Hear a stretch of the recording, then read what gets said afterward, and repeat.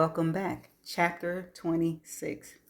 When I didn't wake up when I didn't wake until 3 in the afternoon, I wondered if I perhaps taken too many of those pills.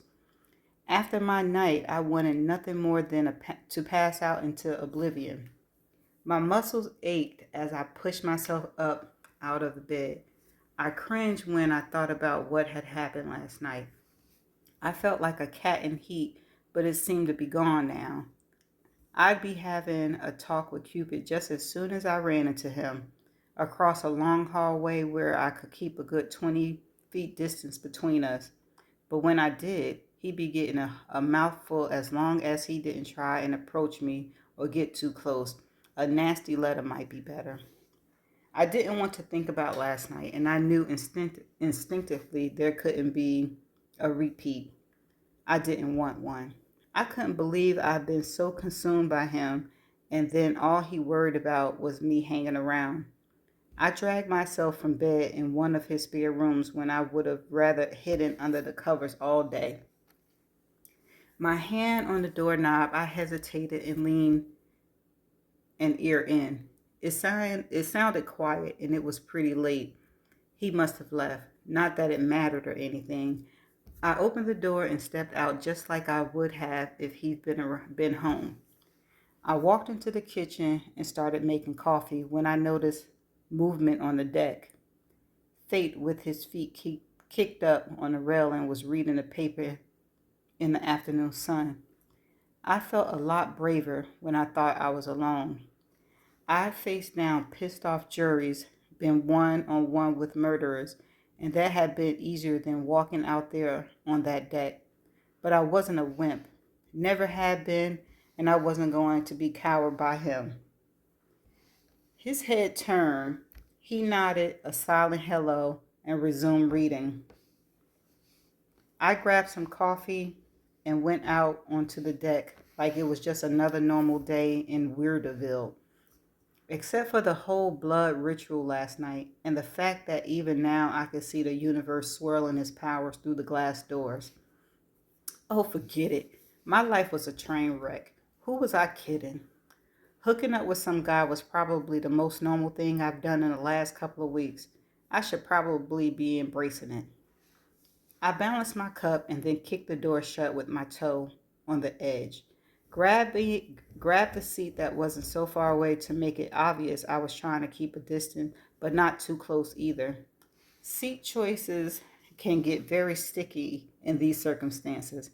I decided to avoid eye contact.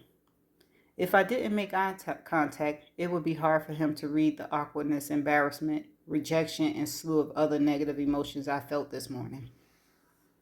I kicked up my feet on the railing and settled part of the paper in front of me as I sipped my coffee, and then spat it out all over myself as I looked down at the beach and remembered the other important thing that happened last night. Everyone I saw was changed in some way. They ran the entire gamut. Some of them glowed brilliantly, and some had a slight pleasant shimmer. Then there were the duller people who looked like they were in the shade, even under the bright afternoon sun. Some of them looked just dull. Occasionally, they had the same cracks running along their skin like I had seen on Maxwell. Then, thankfully, some people looked normal. I tried to focus on them. I guess you forgot that part of the evening, Fate asked, his eyebrows slightly raised. I ignored the insinuations. It didn't matter. I wasn't a desperado. Actually, when I thought about it, if it hadn't been for Cupid, I probably wouldn't have even done anything. I bet it wouldn't have been very good either. I'd given Fate too much credit. He probably wasn't even that good without the added Cupid effect. The packaging was nice, and I've been the packaging was nice, and I've been hopped up on Cupid's curse. Why did you sleep in the guest room last night? He was looking down at his paper when he asked. You take up too much of the bed, and I wanted to spread out for one night. I turned back to the people strolling along the beach. The shadows, the pockets of universal forces, They were everywhere, kicking up sand in someone's face to catching a child's kite up in the wind. You can't stare like that in public, not around our kind. It's a dead giveaway. I told you I'd be careful, and I will. You better be, he said and laid down his paper, clearly in some sort of snit. Where's Lars? He deserved that, even if I had decided I didn't care that much. He left. His tone let me know I'd hit a bullseye. What is your problem? Did you sleep poorly? I always functioned best when I was working the fence. Why stop now? I've just been waiting for you to get your ass out of bed is all. He got up out of his seat and headed inside. Be ready in an hour. We've got an appointment.